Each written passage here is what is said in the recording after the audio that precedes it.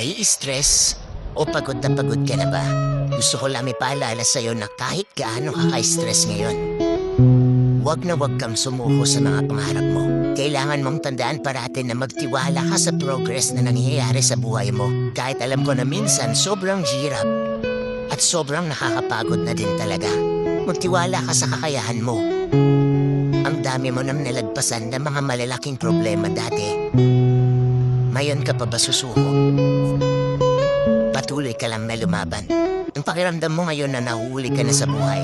Siguro dahil nakikita mo yung mga kakilala mo o yung mga kaibigan mo, pakunti-kunti may na-achieve na sila. Parati mong tandaan na lahat tayo ay may kanya-kanyang timeline sa buhay.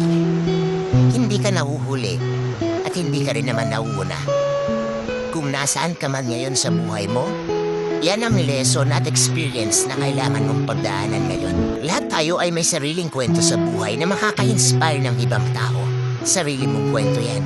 Kaya make sure na sulitin mo ang bawat moment at gawin mong fulfilling ang kwento mo. Kahit anong mangyari.